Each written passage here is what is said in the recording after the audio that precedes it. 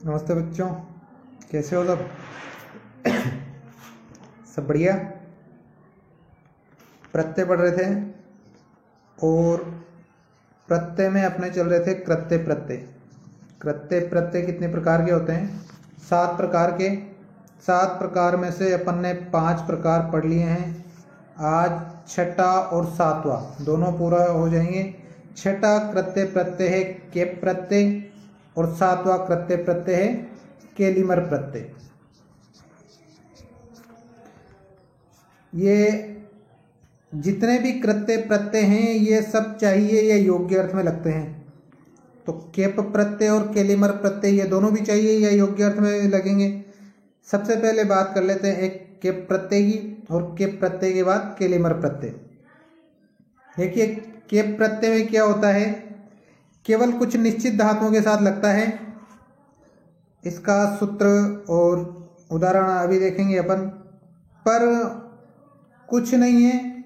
इसमें जो 6-7 धातुएं हैं उन्हीं के साथ लगेगा। देखते हैं सबसे पहले इसके सूत्र परिभाषा। टॉपिक डाल लीजिए केप प्रत्यय, ऊपर ही ऊपर नाम लिख लो केप प्रत्यय।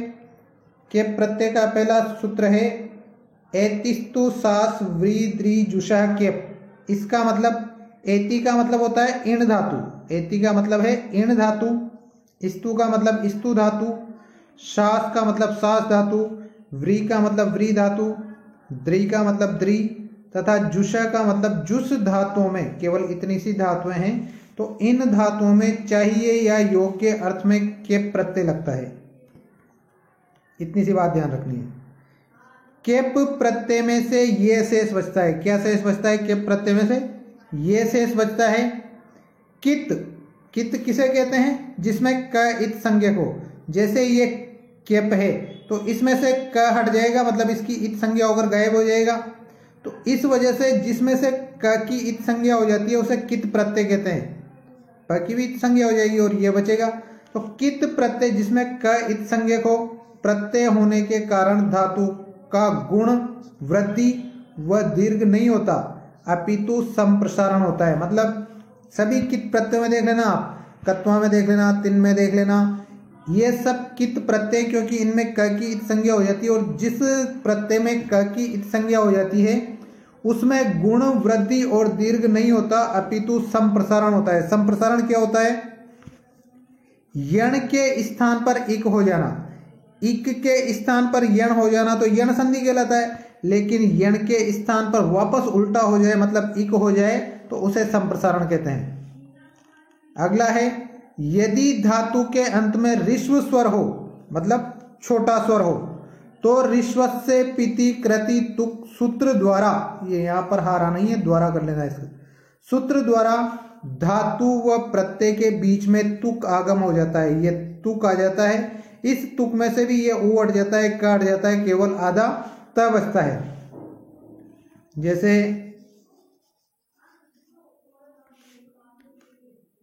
इसको समझ लो, जैसे ये स्तु धातु है, ये स्तु धातु है, इसके पीछे अपने को केप प्रत्यय लगाना है। तो केप में से ये क हट जाएगा, प हट जाएगा, क्या बचेगा? ये बचेगा। लेकिन इसमें ऋस्व स्वर आ रहा है, मतलब छोटे ऊ की मात्रा आ रही है, तो किसका आगम होगा? बीच में तुक का आगम होगा। तुक में से ऊ हट जाएगा, क हट जाएगा, मतलब आधा त बचेगा। और जब जोड़ेंगे तो क्या बनेगा? स्तुत्ते। इस तरह से रूप बनेगा ये। तो प्रत्यय के बीच तुक का आगम हो जाता है, जिसमें से त शेष बचता है। अगली बात, सास इदंग हलो।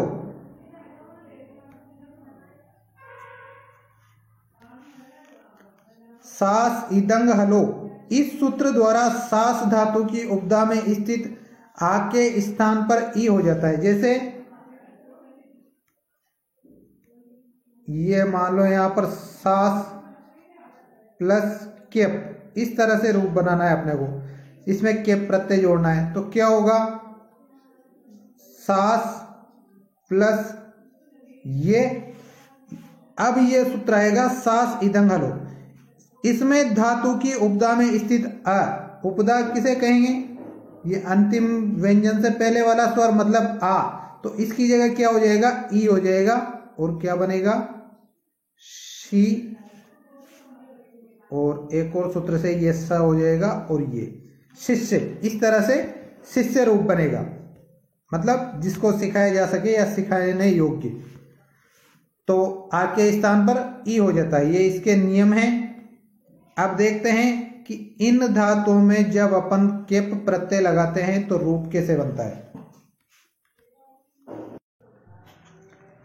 देखिए, ई जो एति आया था उसमें वो इण धातु होती है। एति इण धातु का रूप है। तो ई यानी इण धातु में केप प्रत्यय लगने पर इत्ते बनता है। इत्ते का मतलब जाने योग्य। स्तु धातु में केप प्रत्यय लगने पर स्तुत्य बनता है, मतलब स्तुति करने योग्य। शास धातु में केप प्रत्यय लगने पर शिष्य बनता है, इसका मतलब है शिक्षा देने योग्य। व्री धातु में केप प्रत्यय लगने पर वृत्ते बनता है, यानी वर्ण करने योग्य।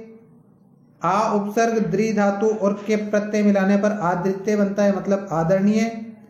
और जुष धातु में केप प्रत्यय लगने पर जुष्य रूप बनता है, जिसका मतलब होता है पूज्य या पूजनीय। आगे 3 छोटे छोटे सूत्र हैं जो एक एक शब्दों के लिए हैं।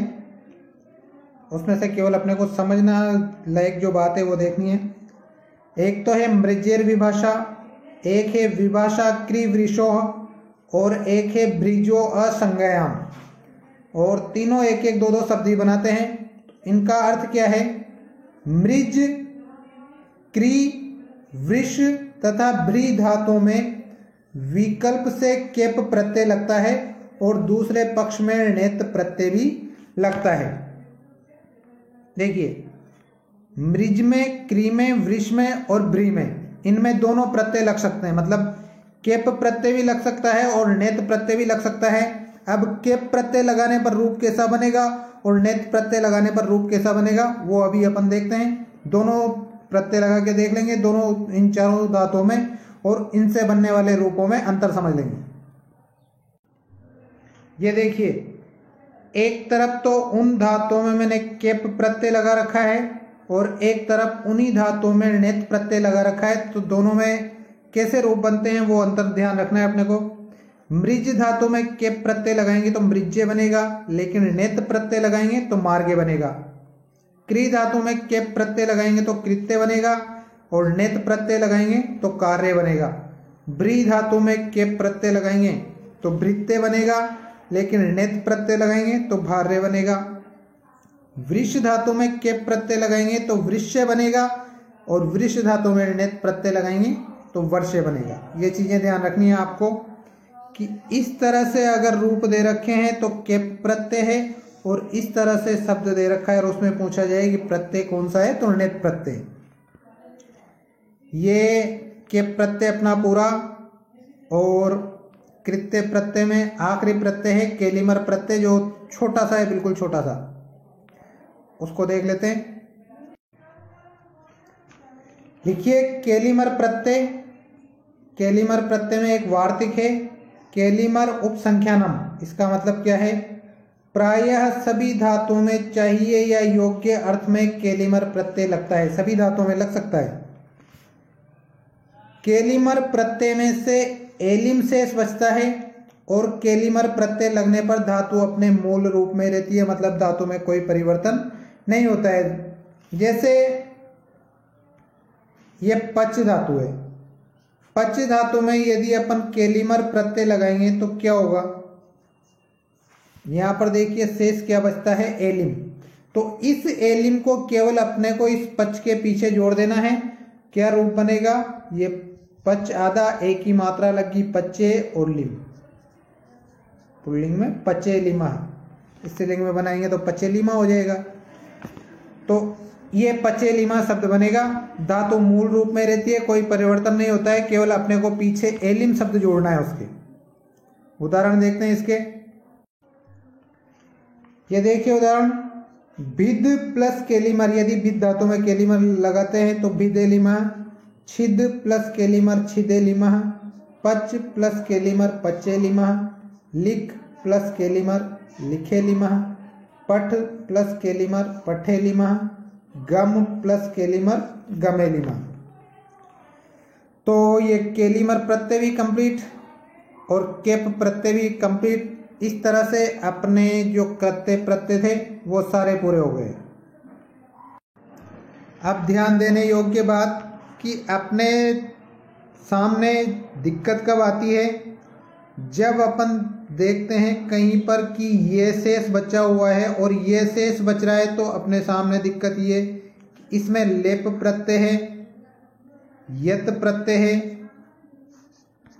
केप प्रत्यय है या णेत प्रत्यय है। ये चीजें सामने आती है, लेप, यत, केप और णेत। तो इस कंफ्यूजन को क्लियर करने के लिए आप इन चारों प्रत्ययों के जो वीडियो है उन चारों को एक के बाद एक देखना, तो आपको समझ में आ जाएगा कि कहाँ कहाँ पर यत होता है, कहाँ केप होता है, कहाँ णेत होता है, कहाँ लेप होता है। ठीक है, सारा कंफ्यूजन क्लियर हो जाएगा। और फिर भी अगर आपका कंफ्यूजन क्लियर नहीं होता है तो मैं इस पे एक अलग से वीडियो बना दूंगा जिसमें इन चारों का अंतर अलग अलग होगा। ठीक है, धन्यवाद।